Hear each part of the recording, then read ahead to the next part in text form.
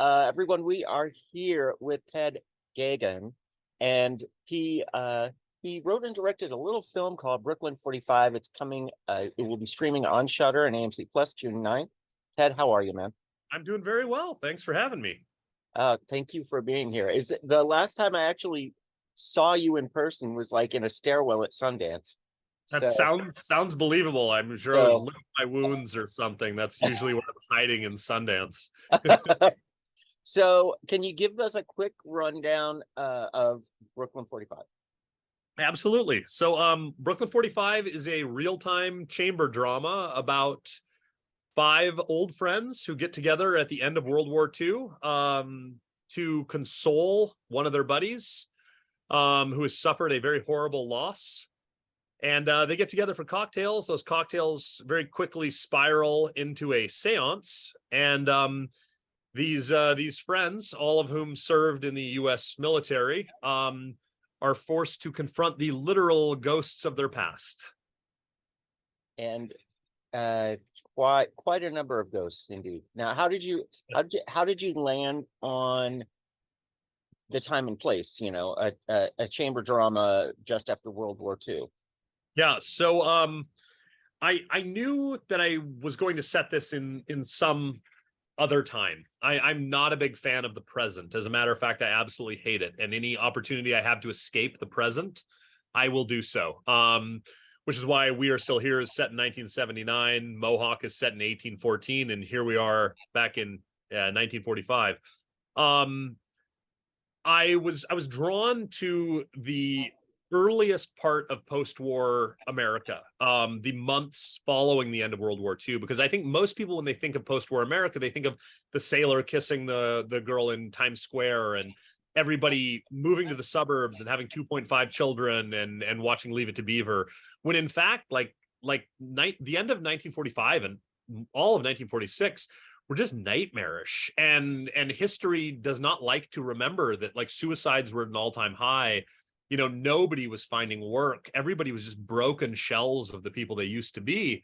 And I thought, what better time to set this sad story in than this kind of this sad, forgotten time with these sad, forgotten people. And I wanted to set it in Brooklyn. I'm a New Yorker. I live in Manhattan.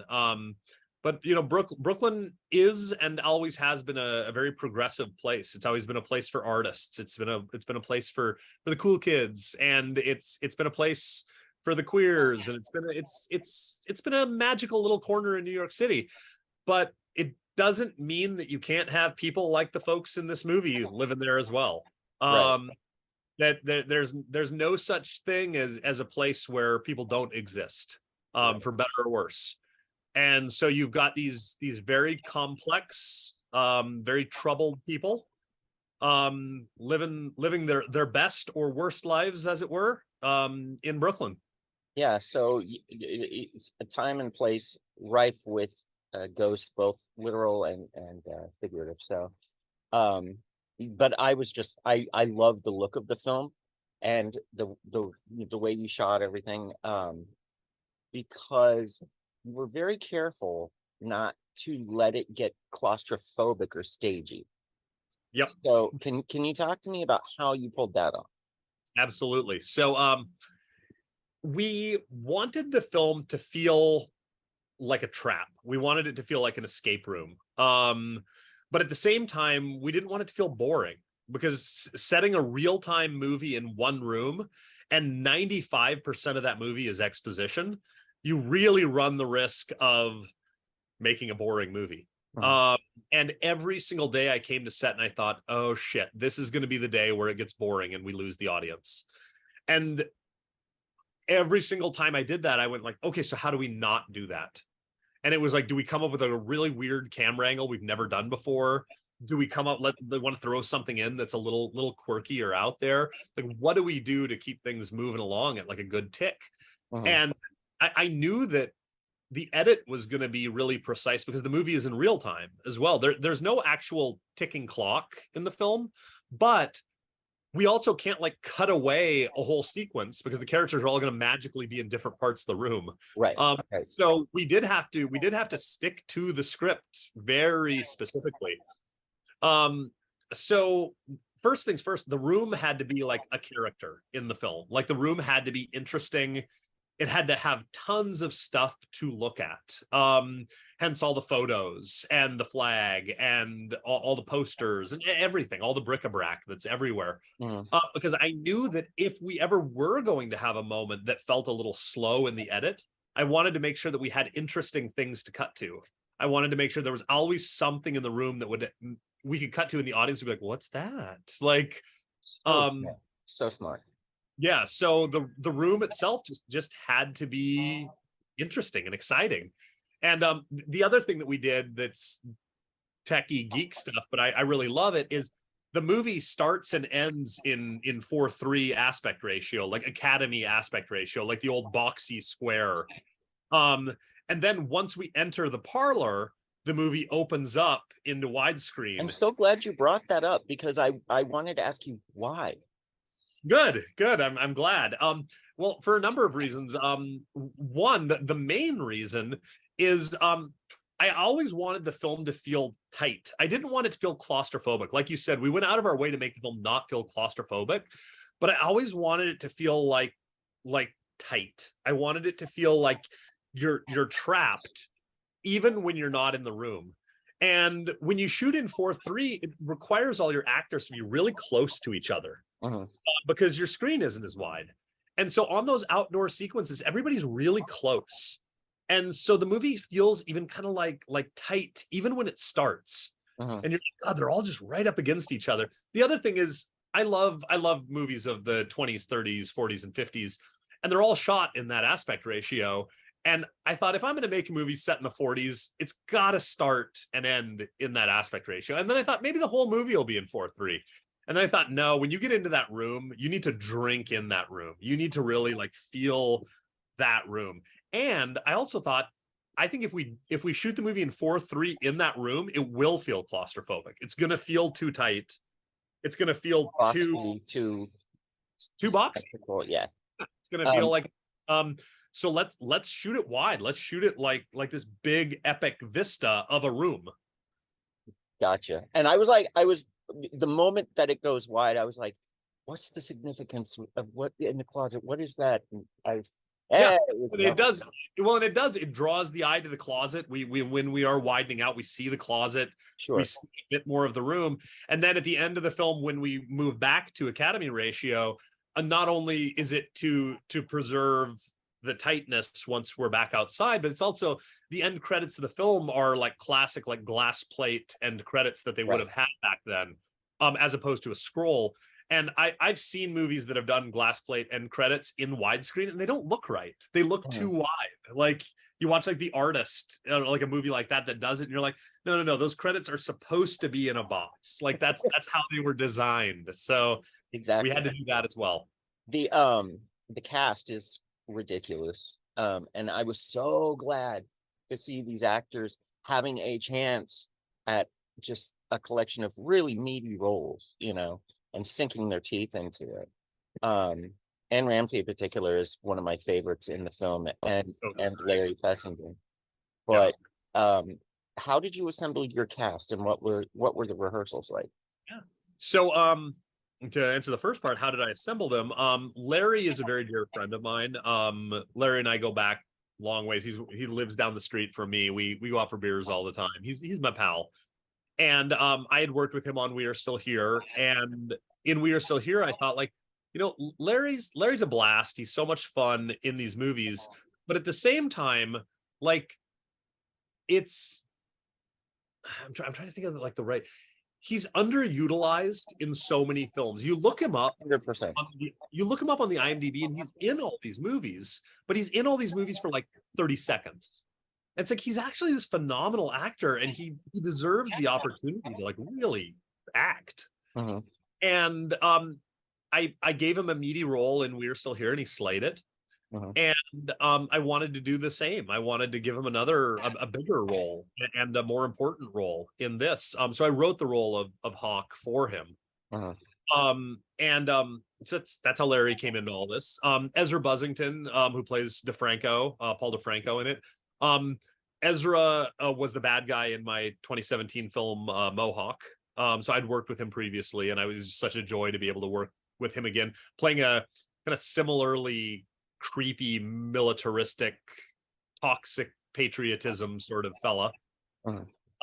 Anne Ramsey, I had seen in growing up in A League of Their Own and Mad About You, the sitcom Mad About You.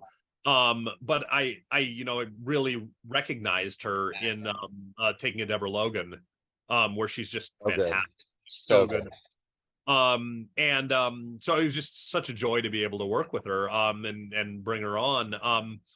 I knew that Marla was going to be such a very important role in the film, and we had to have the like very right person for that. And I can't imagine anyone else in those shoes anymore. And then playing her husband Bob is this local Chicago actor named Ron Rains. And I've actually been a fan of Ron's for a long time. He plays the Onion's fictional film critic Peter Rosenthal, who's this like curmudgeony film critic for the Onion, and he's made hundreds of videos for the Onion as their film critic, and they're hilarious, and he's amazing. So I jumped at the chance to be able to work with him and give him his first big role in a film. Jeremy Holm, who plays Archie Stanton, I had seen in Jen Wexler's The Ranger, and I really loved him in that. And we'd become friends after The Ranger came out. And then Christina Klebe, who is kind of the hidden secret sauce of the film. Like not only is her character a bit of a surprise, spoiler alert, but her performance is such a surprise. I mean, Oh, she just comes out just all barrels firing. She's amazing in it. yeah. It pains me a bit to have to keep her role a bit secret, because I do think that some of the greatness of that performance is in what a surprise it is. But I've been friends with Christina for almost 2 decades, and she's a German American, and her parents were born in Germany and fled during Hitler's reign. And I can't imagine anyone more perfect for that role. Wow. That's amazing. So as far as the rehearsals go, did you rehearse it like a play, or did you Uh, what we, how did you we do it? did. Usually on lower budget or mid budget films, you don't get much time to rehearse. And we were blessed with having 2 full days of rehearsal, where we had the set available to us and we blocked out everything. I had already created very specific dance cards. I was directing this like a stage play. Mhm. And so I could be like, you're moving from here to here to here. It was more than just hitting your marks. It was very specific movements around the set, because the characters had to be in certain parts of the room at certain points. Right. Even if it didn't organically feel like they would be there, they had to be there. And so we were able to go through all of that and figure out those motions together as a team. And it was really magical to be able to have that.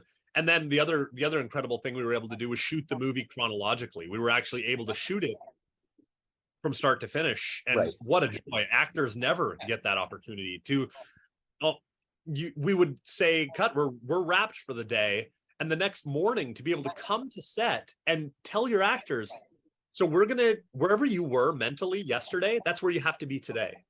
It's like, oh my God, like what a joy to not have to be like, okay, we're shooting the last scene in the film.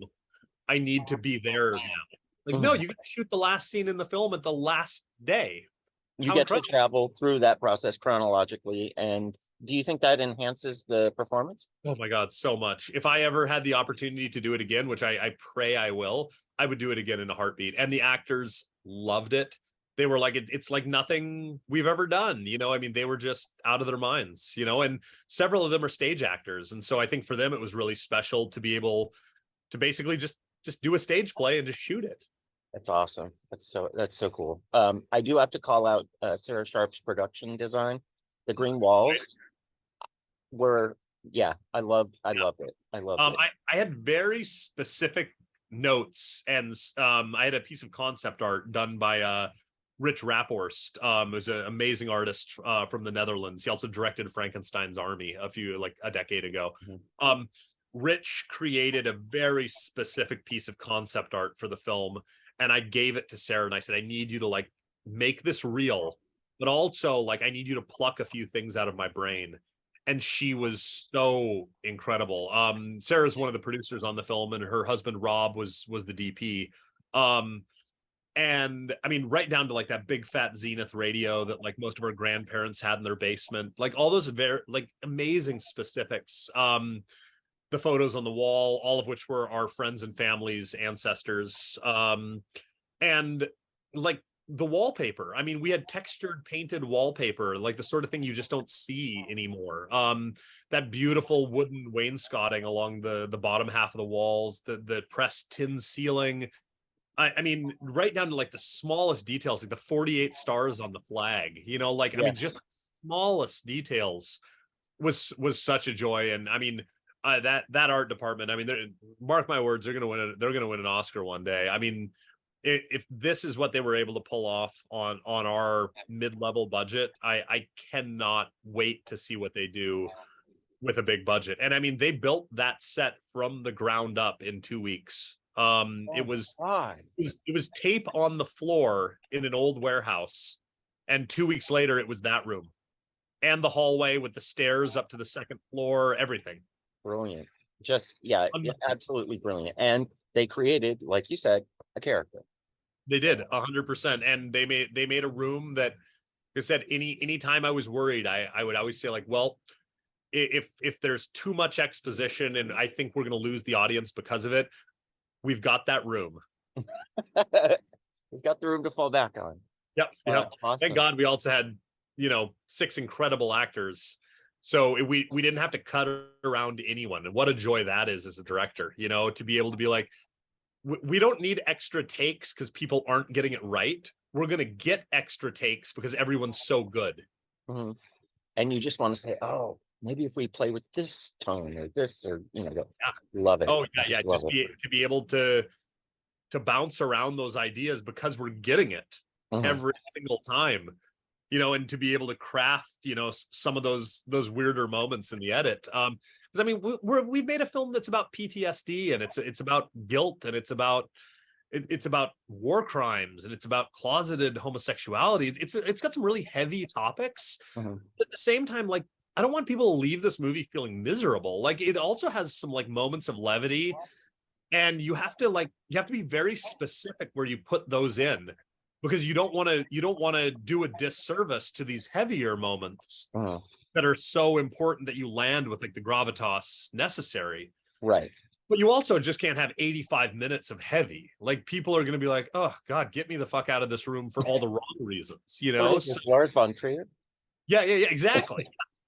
So yeah, it also has those moments, and a lot of those moments come from being able to play around because you've got such good actors, and be able to see what works. Like, it's like, do a take where you don't go as big, and then do a take where you go really big, and let's see if any of those are going to work in the edit. And oh, what a joy. I mean, if I could have film productions as smooth and as happy as this one for the rest of my life, I'd be in hog heaven. Well, you did an amazing job on this one. I really enjoyed it. It was a hell of a lot of fun to watch. My whole damn heart is in this movie. I mean, and I wear it on my sleeve, like this movie means so much to me, and I'm really grateful when it resonates with anybody, Well, it was phenomenal, and everybody should be watching it when it comes to AMC Plus and Shudder on June 9th. Ted, an absolute pleasure to talk to you again, and keep being a champion of genre. I will. With every breath I take, I would not be on this earth. I would not be alive if it was not for genre cinema and the people who make it and the people who consume it. It flows through my veins, and it always will. Wonderful. Okay. See you on the next movie. You got it. With All right. pleasure. Take care, man.